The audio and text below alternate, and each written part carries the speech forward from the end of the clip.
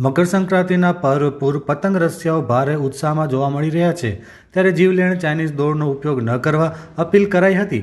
જીવલેણ ચાઇનીઝ દોર પક્ષીઓની સાથે સાથે માનવ જીવન માટે પણ જોખમી બની છે, ત્યારે તેનો ઉપયોગ ટાળવા સરકાર દ્વારા અપીલ કરાઈ રહી છે.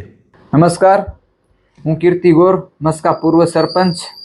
આપણે સૌ જાણીએ છીએ તેવી રીતના ટૂંક સમયમાં જ મકર સંક્રાંતિ આવી રહી છે.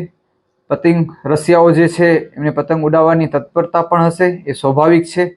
અને આ પતંગ ઉડાવતી વખતે ખાસ કાળજી રાખવા માટે આપના મીડિયાના માધ્યમથી હું નમ્ર વિનંતી કરું છું કે આ મકર સંક્રાંતિ દરમિયાન આપણે સૌ સાથે મળી એક પ્રણ લઈએ કે ચાઇનીઝ દોરનો સંપૂર્ણપણે બહિષ્કાર કરીએ.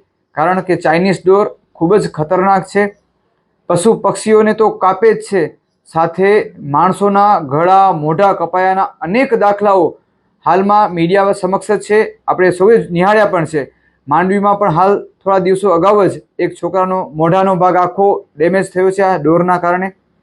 તો આપણે સૌ પતંગ ઉડાવતી વેળાએ ચાઇનીઝ દોરની ખરીદી ન કરીએ. આ મકર સંક્રાંતિ દરમિયાન સંપૂર્ણપણે ચાઇનીઝ દોરનો બહિષ્કાર કરીએ. દેશના પ્રધાનમંત્રી શ્રી નરેન્દ્રભાઈ મોદી સાહેબ અને ગુજરાત રાજ્ય સરકાર પણ કરુણા અભિયાન અંતર્ગત મકર સંક્રાંતિના દિવસો દરમિયાન વિવિધ જગ્યાઓમાં, દરેક શહેરોમાં, દરેક ગામોમાં કરુણા અભિયાન હેઠળ મેડિકલ કેમ્પો થતા હોય છે, જ્યાં ઘાયલ પક્ષીઓની સારવાર પણ થતી હોય છે. અમારો ગ્રુપ વર્ષોથી આ કાર્ય કરી રહ્યું છે. અનેક જીવદયા પ્રેમીઓ આવું સરસ સેવાનું કામ કરતા હોય છે. ત્યારે આપણે સૌ સાથે મળી અને આ વખતે ચાઇનીઝ દોરનો સંપૂર્ણ બહિષ્કાર કરી અને વહેલી સવારે પતંગ ઉડાડવાનો ટાળીએ, અને સાંજે જ્યારે પક્ષીઓ પાછા વળતા હોય ત્યારે પતંગ ઉડાડવાનું ટાળીએ.